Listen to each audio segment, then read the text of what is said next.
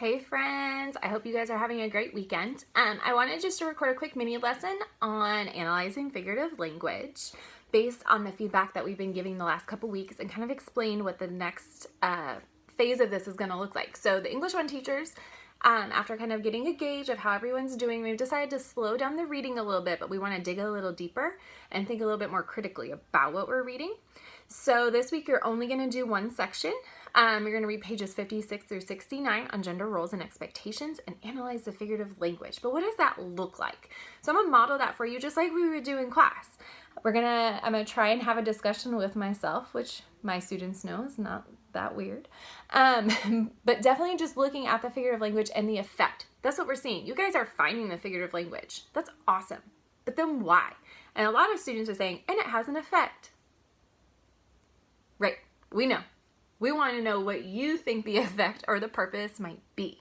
So if you will, go ahead and get out either your PDF or your House on Mango Street book if you were blessed enough to have one just hanging out in your house, because I'm going to read a vignette to you and kind of model what we would do in class through a discussion and analyzing. So on page 56, I'm going to read Papa Who Wakes Up Tired in the Dark. And with that, we're going to look at just two pieces of figurative language, just two, and think about what the effect or the impact might be and why Sandra Cisneros includes those. And then we're going to talk about kind of the theme and the idea of gender roles and expectations and how the way she's using her language, how that might connect to that theme or that topic. So here we go, page 56. Papa Who Wakes Up Tired in the Dark. Your abuelito is dead, Papa says early one morning in my room. Está muerto. And then, as if he heard the news himself, crumples like a coat and cries. My brave Papa cries. I never seen my Papa cry and don't know what to do. I know he will have to go away, that he will take a plane to Mexico.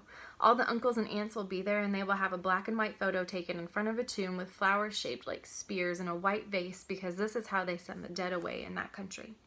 Because I'm the oldest, my father has told me first, and now it is my turn to tell others. I will have to explain why we can't play. I will have to tell them to be quiet today. My Papa, his thick hands and thick shoes, who wakes up tired in the dark, who combs his hair with water, drinks his coffee, and is gone before we wake, today is sitting on my bed. And I think if my own Papa died, what I would do. I hold my Papa in my arms. I hold and hold and hold him.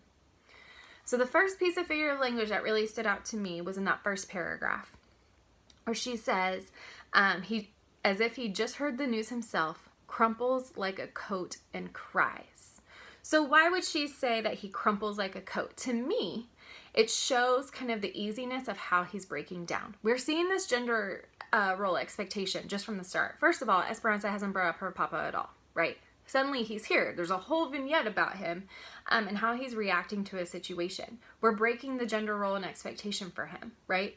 He's not at work. He's not doing that cycle that he's usually doing, but he is interrupted by this tragedy that's kind of been brought on. So by saying crumples like a coat, we're seeing the easiness that he can break down, right? That we all have kind of that thing that will get to us.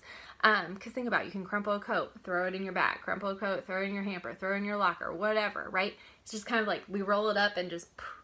So I think about how she notices he just kind of crumbles when he actually admits this news. And it changes her expectation. We now see her as an older sister and her taking on that role without even being told, right? She kind of has complained about the role, hasn't really wanted it this whole time, gets annoyed with her siblings, but now we're seeing how she's taking that responsibility on without even having to be asked. And it's because of that crumpling like a coat that she's noticing with her father that she's willing to do that. We also see the next piece of figurative language, which is flowers shaped like spears. I want you to think about, yes, there's an image, right? We have that funeral image, but why flowers that are shaped like spears? What do we think that has significance?